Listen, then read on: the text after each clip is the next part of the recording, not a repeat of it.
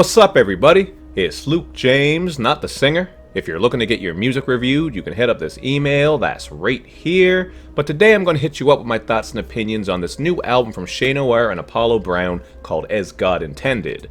Now, Noir is a rapper out of Buffalo, New York, who's been making a name for herself because she's a high-quality spitter. And as for Apollo Brown, he is a Detroit legend who has made productions for plenty of great artists. Every time you see his name, you know he's going to come through with some high-quality sample-based stuff, and that's no different on this album right here. But as for Noir, I've only heard a couple of stray verses and songs from her, so this is the first time I ever sat down with a full project of hers. I didn't know what to expect going into this one as far as topics and subject matter, but I was pleasantly surprised because almost every song is dealing with something, and she's great at coming through with high quality lyricism and expanding on all these ideas. Like on 12 Hours, this one tells the story of how a night out can turn into an ill-conceived bloodbath. I thought that was a very creative track idea. Then on Money Orientated, we're getting this shimmering production, and she breaks down the good, the evil, the ups and downs of money. A lot of great content in there. And then with 94, we get a nostalgic boom bap visit to the year she was born, obviously 1994. I also appreciate how she's tying in a lot of name drops and album drops here, so if you're someone who came up in the 90s, you're really going to appreciate what she's doing on this song. As for the second verse on this though, she does fast forward a little bit and get into the G-Unit era and when we were watching BET with Rap City and Big Tigger in the Basement. A lot of great stuff there, really a nostalgic trip that I think a lot of people will appreciate. But I thought the song that might be the most powerful on here has got to be Daddy's Girl. This is a track where she really opens up about how the absence of her father affected her not just as a child, but even now as a woman when it comes to some of her decision-making skills, the men that she deals with, and there are more great instances where she really leaves a mark with the stuff that she's rapping about, like on the song Freedom, where she tackles the topics of racial injustice, systemic racism, inequality, and all those sorts of issues. As she spits, "Look, the art of war, it's a meaning behind the message. You don't need a gun or sword if you treat your mind as a weapon. Our colors is hidden, its secrets teachers hide in their lessons. History books full of people with white complexions." I definitely fuck with those bars right there, because most of us know what it's like coming up and really getting very little in the way of black history. You tend to learn more about it when you branch out on your own and do your own research, because a lot of that stuff is hidden away, and we all know why, man. The people in power, they don't want you to know about all that shit. Not trying to sound like a hotep or anything like that, I'm just speaking facts, man. It's really important to know your history and know the real truth about how things were, because that shapes how things are today, and that's something that I stand by and truly believe. But we're going to move on from these history lessons to talk about some of the other stuff she raps about here, including the ills of the hood. Like on Blood is Thicker, we're getting a cool concept here as the first verse is speaking from the perspective of the hood itself, whereas the second verse is her perspective as someone who came up in the hood. And then on Worth Gold, she expands on this topic even further when she spits, "Yo, since an innocent teen, my environment's Freddy Krueger, try and live out my dreams, it's a horror scene." I'm a big horror movie fan, so obviously I appreciate that. Shout out to Freddy Krueger when he stuck that girl's head into the TV and said, "Welcome to prime time, bitch."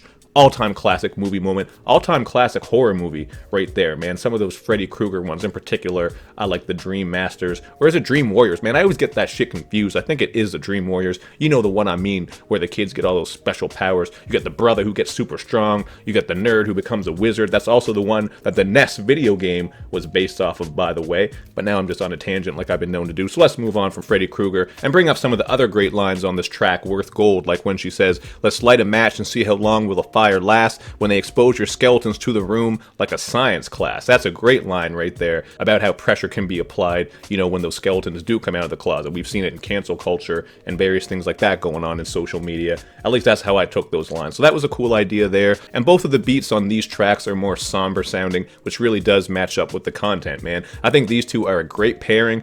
Noir's bars over this high quality sample-based production from Apollo Brown really work well. And if I had to pick a least favorite, I would go with Winter, but it's not even that bad. It's just a pretty standard relationships-based track.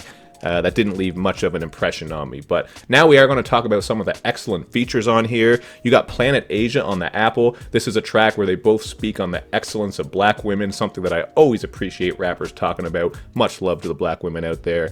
You get the ever underrated Ty Ferris on the hustle anthem Hold It Down, and Sky Zoo chips in with a great verse on Follow the Wisdom, a track that has yet another great beat, especially with that bass line. Lots of great bars on these three songs with various topics being covered, and even the intro track track Antisocial had some great vocals from Black Soul. I really like that performance on there, and you're getting more great bars from Shay on this one, like when she says, "I'm in this courtroom screaming out, 'Free my cousin, please tell him take the chains off, like Debo coming.'" Shout out to Debo from Friday. Remember that scene where they're trying to dig through his room and they got the straw and they're putting it in his dirty underwear, and then I think Debo ends up taking a drink from it after it was in his shit-stained drawers? Man, that scene was nasty as hell. It's been a while since I watched Friday. Maybe I didn't explain that scene that well, but if you know what I'm talking about. That was some nasty shit. To move on to some other great features, though, we got Hustle Don't Give featuring Black Thought, who always remains sharp with lines like, "A life begins with sin, transcends, but like a lens, we numb the pain with violins or Vicodins," choosing to heal your pain either through music or maybe through drugs. I thought that was cool. This is one of my favorite beats on the album, by the way, with those glorious strings. Kind of reminded me of like a DJ Premier beat. I think when you listen to it, you'll know what I mean. It has that same sort of feel. And Shay is flowing like butter on gravy and biscuits on this one too. When she spits, "Too much on my plate, you might choke if you try it. Bit off more than I can chew, so now my goal is to diet." And also, I like these lines right here. "It's a jungle that's controlled by the sirens, but the hunter gonna be the hero until the story's told by the lion." Just touching on how every story has multiple sides. There's different perspectives. It depends on which side you're on and what you believe, and that's how you find the real truth. You know what I'm saying? Sometimes it's in that gray area. So I thought that was really cool. And overall, this is one of 2020's best surprises for me, and I'm gonna go with an 8.5 out of 10. I really don't have a whole lot of complaints here, although I wouldn't say that there was anything too crazy happening sonically and stylistically with this one. It isn't really breaking the mold, it's a very traditional hip-hop project, but that doesn't matter because the beats are so damn good, the bars are so damn good. I like pretty much everything about this one. Even that song Live by the Code, where we get this laid-back track that works perfectly for those late-night drives. So there's plenty to like about this one. Check it out if you haven't yet. I'm curious to know how you guys feel about this one. Do you like it as much as I do? Do you agree or disagree with the things I'm saying? I'm curious to know. And yet again, man, women in hip-hop have been tearing shit up. Add Shay Noir to that list of some of the other people that I've named already, like Ciroc, Rhapsody, Sampa the Great. I always feel like I'm missing people. God damn it, there's so many of them that are out there, but put Shay Noir on there. Little Sims as well. Really has been a great couple of years for women in hip-hop, and I'm sure that's going to continue. So hit me up down below with your thoughts and opinions, and of course, make sure you do that good YouTube and social media stuff where you show me love and you show me lots of it. Thank you for watching, everybody. I will see you next time.